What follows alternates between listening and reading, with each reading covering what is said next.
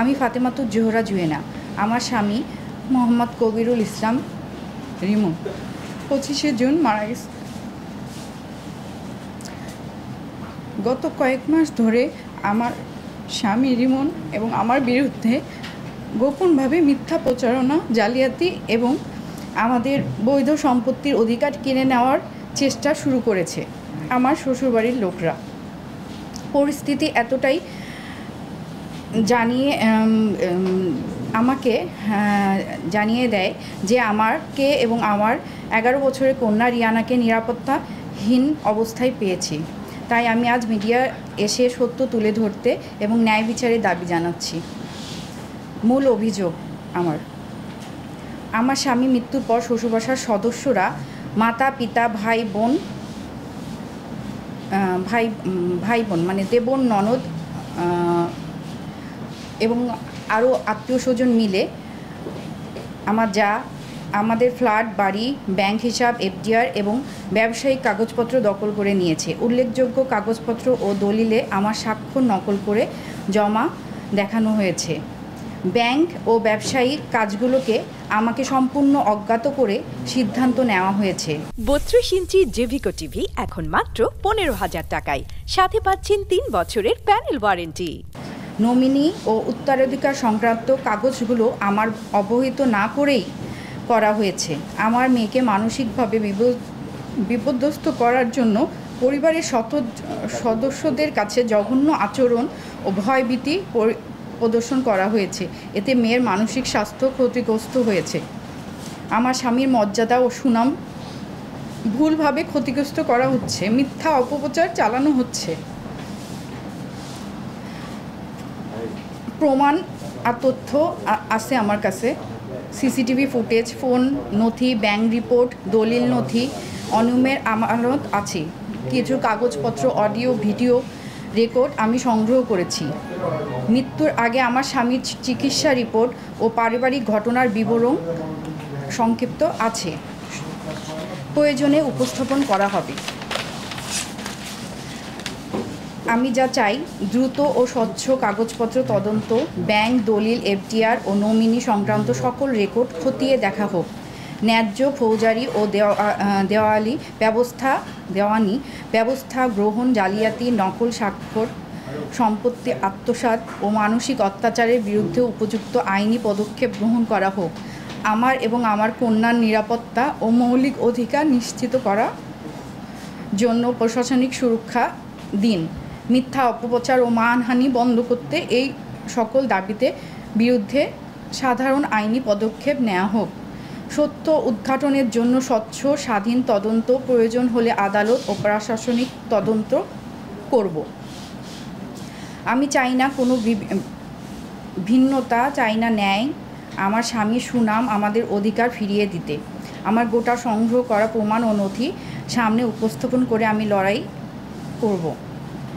যারা আমার মৃত স্বামীর বিরুদ্ধে মিথ্যা বলেছে, জালিয়াতি করেছে, তাদের ন্যায্য শাস্তি হবে। আমি কেবল নিজের জন্য নয়, আমার মেয়ের ভবিষ্যতের রক্ষার জন্য, আমার স্বামী রিমনের মূল্যবোধ রক্ষার জন্য লড়াই করছি। মিডিয়া এবং জনসাধারণের কাছে অনুরোধ, বিষয়টি ন্যায্যভাবে পরিবেশন করুন এবং আমার ও আমার মেয়ের নিরাপত্তার বিষয়টি গুরুত্ব দিয়ে বিবেচনা করুন। আমাদের বিয়ের পরে এসেও সে ধোঁকা পায়, কারণ তার বাবা আসার সাথে সাথে কয়েকদিন পরেই বলে যে বিজনেসটা সে করবে না বা ছেড়ে দিছে কারণ কি বলে, তার কাজিন নাকি তাদেরকে ঠকাইছে বা এরকম টাইপের কিছু, এই কারণে রাগ হয়ে বিজনেসটা ছেড়ে দিছে। তখন ও পুরাই বেকার হয়ে গেল। ওর একটা সুন্দর সেটেল লাইফ, যেখানে আমরা ওখানে চলে যাব সব ব্যবস্থা করছে, সেই সেটেল লাইফ থেকে ও একদম বেকার হয়ে গেল এখানে। কিন্তু আলহামদুলিল্লাহ ও যথেষ্ট ট্যালেন্টেড এবং ওর মধ্যে কনফিডেন্স ছিল যে আমি যেখানে যাই, আমি জিরো থেকে আমি শুরু করতে পারবো, আমি জিরো থেকে। তারপরে ও ঢাকায় যায়, ঢাকায় ট্রেনিং নেয়, বিজনেসের উপরে করার পরে রংপুরে এসে ও স্টার্ট করে ফেমাস ইন্টারন্যাশনাল। কারণ রংপুরে ও কনফিডেন্স পেয়েছে যে ও ভালো কিছু করতে পারবে। ও সব সময় স্বপ্ন ছিল অনেক বড় কিছু, শুধু টাকা পয়সার দিকে বড় না, সবার উপকার করা, অনেক ফ্যামিলির জন্য, সবার জন্য অনেক কিছু করা, যেন ওর দ্বারাই সম্পূর্ণ ফ্যামিলি থেকে শুরু করে সব কিছু ডিপেন্ডেন্ট, মানে সবাই সচ্ছল হতে পারে, স্টাফ থেকে শুরু করে সবার জন্য। তাই সে রংপুরে এসে বিজনেস স্টার্ট করে। আর বিজনেসের নাম ফেমাস ইন্টারন্যাশনাল দেওয়ার কারণ আসার পরে কি হলো, একটু আসার পরে কি হলো না, কারণটা আমার বলা দরকার। কারণ ফেমাস হলো এফ দিয়ে, হেফতে ফাতেমা। ওর সব কিছুতে আমি, আর পরবর্তীতে ওর মেয়ে। এখানে আসার পরে যখন বিজনেস শুরু হয়, বিজনেস করে, একটা ছোট্ট বিজনেসকে ও অনেক বড়, আলহামদুলিল্লাহ এখন বেশ জনপ্রিয় একটা বিজনেস, সে ইন্টারন্যাশনালি ওটাকে গ্রো করছে। কারণ ওর যে এক্সপোর্টেড ছিল সব চায়না, ইন্ডিয়া এবং ঢাকার সম্পূর্ণ বড় বড় কোম্পানির সাথে সে অনেক ডেভেলপ করছে। এবং নেক্সটে তার কর্পোরেট লেভেলে নিয়ে যাবে, গ্রুপ অফ কোম্পানি করবে, সেটার প্রসেসও করছিল। অলরেডি 3-4টা ওর কোম্পানি ডেভেলপ করছে, করে আরও কয়েকটা করে ও গ্রুপ অফ কোম্পানিতে করতো। কিন্তু এখানে তার মানসিক টর্চার আগে থেকেই চলতেছিল, কারণ তার ফ্যামিলি মেম্বার তাকে সব সময় মানসিক প্রেশারের মধ্যে রাখতো। তার বাবা মা ভাই বোন সবার জন্য এত কিছু করলো, কিন্তু সব সময় তাকে মানসিক টর্চারে রাখতো। বিশেষ করে তার বাবা, তার আচরণ, তার কথাবার্তা তাকে সব সময় প্রতিনিয়ত হার্ট করত। তাই ও চাচ্ছিল যে এসব থেকে মানে কোনোভাবে একটু সেটেল করে, সবার জন্য করে ও একটু রিল্যাক্সভাবে থাকতে। সেই জন্য ট্রাই করছিল, অনেক বেশি কষ্ট করতেছিল, কারণ সেট আপ করে একটা গ্রুপ অফ কোম্পানি করে ও হয়তো একটু রিল্যাক্সে যাবে, কিন্তু সেটার আর সুযোগ হলো না। এখন আপনারা মানে এখন যেটা মৃত্যু, ছোট করে বলুন। মৃত্যু পরবর্তীতে কি সমস্যা আপনি আপনার সন্তান আপনারা বোধ করছেন? যখন ওর মৃত্যু হলো 25 স্ট্রোক করে, আমি সকালে ঘুম থেকে উঠে দরজা নক করে দেখি বাথরুমের মধ্যে সে অজ্ঞান হয়ে কমোডেই বসে আছে। আমার দরজা লক ছিল, আমি দরজা ভাঙছি, ভাঙার পরে দেখি যে ওরকম অবস্থা। সাথে সাথে ওর মেয়ে সবাইকে ডাকে আনে, ওর দাদা দাদু বাসার স্টাফ সবাইকে ডেকে আনে, ট্রিটমেন্টের জন্য নিয়ে যাওয়া হয় এখানে। তারপরে ঢাকায় ট্রিটমেন্টের জন্য নিয়ে যাওয়া হয়, স্কয়ারে ট্রিটমেন্ট হয়, এবং সিঙ্গাপুর, থাইল্যান্ড সবখানে আমরা রিপোর্ট করছি। করার পরে দেখছি যে এটার মানে পসিবল না, মানে ডেভেলপ করা বা ভালো কোনো ট্রিটমেন্ট নাই।